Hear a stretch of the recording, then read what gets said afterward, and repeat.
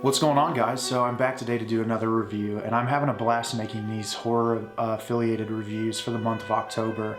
There's so many great movies to talk about, and I'm a fan of all different genres. I really love classic horror movies. I love modern independent horror movies, but one of the things I haven't spent a lot of time talking about is these big blockbuster horror films that have come into the light over the past few years that really don't work for me. I feel like a lot of modern day directors are really heavily reliant on jump scares and loud noises and less focused on genuinely terrifying an audience. One director I feel like that does a fantastic job of that is James Wan.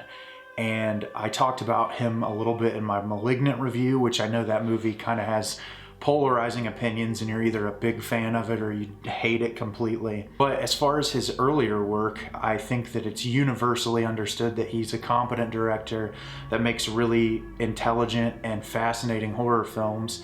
And today I want to talk about one of my favorites in his catalog, Insidious. I absolutely love Insidious. I actually was lucky enough to see this in the theater when it first came out, and I just never forgot that feeling I felt when I left that auditorium and how the movie genuinely terrified me to the core. And I rewatched it 3 times already this year and just wondering if I was gonna get that same feeling that I got when I was in the theater, and I'm happy to say that it still holds up for me. James Wan, rather than just relying on those jump scares, he can genuinely put terrifying things on the screen and just let the camera linger on it to terrify you as an audience member. And that's not to say that he doesn't use jump scares in his films, but I feel like when he does, they're earned. And he does such a great job of building this horrifying atmosphere and putting terrifying things in a place that after holding on it for a while will just terrify you as an audience, and then using either loud noise or the score of the film to just sort of attribute to that overall feeling of just being terrified that stirs up in your stomach. So yeah, Insidious is about a family who moves into a new home, and strange things start happening to them really early on.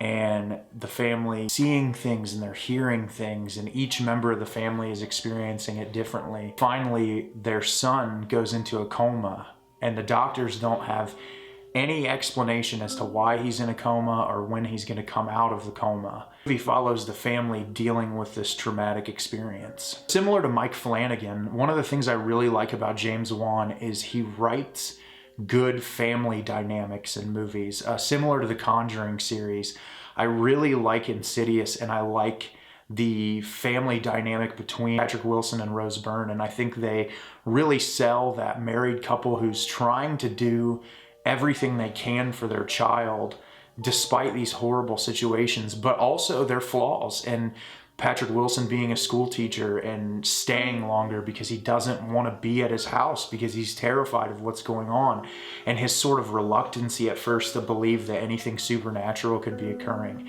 And I think that's really great because in horror movies you're dealing with these like supernatural elements and things that people believe in. Some people think it's bogus, but like to take something like that and to ground it in such a reality that you can relate to those characters, feel for them, and want the best outcome for them possible, it takes a specific director like James Wan to utilize his actors in the best way possible. And I know Leigh Whannell wrote this script, and I think that he's a really great screenwriter. Does a nice job of balancing that actual horrifying elements with some comedic undertones towards the end of the film, especially with his own character. The movie really juggles that experience and does a really great job with it. Like I said before, there's a lot of terrifying imagery in this movie that really sticks to me. The first time that Rose Byrne sees that man in the bedroom, like through the window, it's something that just stuck with me for a long time, and it's a very simple image. It's not anything super top CGI or anything like that. It's just a dude standing in a window, but like that unsettling nature of there's someone in your house that's not supposed to be there, and it's in your baby's room, and that's even more terrifying. There's just so much at play in this film, and it's really executed very well. I love the atmosphere of this movie, especially in the third act when they go into the further I love the character designs of like the ghosts. There's that family that's sitting in the living room that like, my brother and I talk about this together quite a bit, where that scene where they're sitting in the living room and they're all just kind of frozen and standing still, and then Patrick Wilson turns around, and when he turns back around they're all standing right behind him. That lingering on those shots and holding on those people's facial expressions, it just makes them even more menacing and terrifying, because you don't know what they're capable of. You don't know what they're gonna do to Patrick Wilson's character. And I think that really adds overall to the experience of the film. There's kind of a split in the horror community for how people feel about it, but the red-faced demon in this movie, I love him. I think that his look is really menacing. I love like the accompaniment of Tiny Tim's Tiptoe Through the Tulips to his character. I think that like that childlike nature mixed with like the menacing look on his face as to how unsettled you are by him. And then we get Lin Shaye's character introduced, and she gives just an incredible performance and is so committed to her character. And once she starts to see what's going on under the surface and understanding like this is a demon and family is in grave danger, it builds the stakes of the movie higher and higher to where that third act payoff is so great, and it keeps you in suspense. There's little things introduced throughout the entire plot that keep you on the edge of your seat.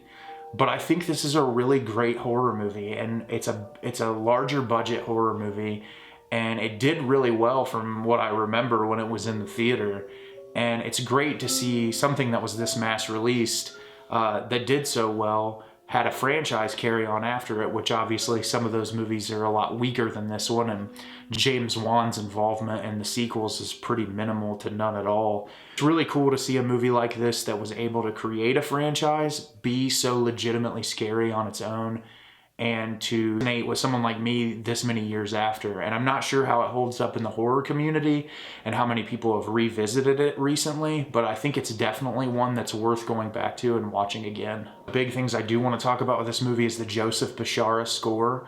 This violin music has haunted me my whole life since I've watched this movie, and it's something that I've so vividly remembered over the years.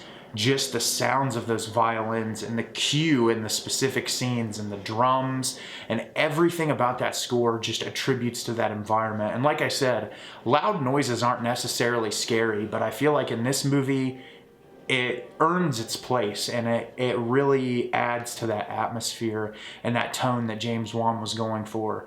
And I think when you pair that with the imagery, the suspense, and your viewer connection to the family in the movie, it really works together perfectly for me as a horror piece. Yeah, that's my thoughts on Insidious. I think it's an incredible movie. I think more people need to watch it if they haven't seen it. I know a lot of people, because it was a bigger budget horror film that was mass released, some people are more hesitant to watch that and fear that it's just gonna be garbage.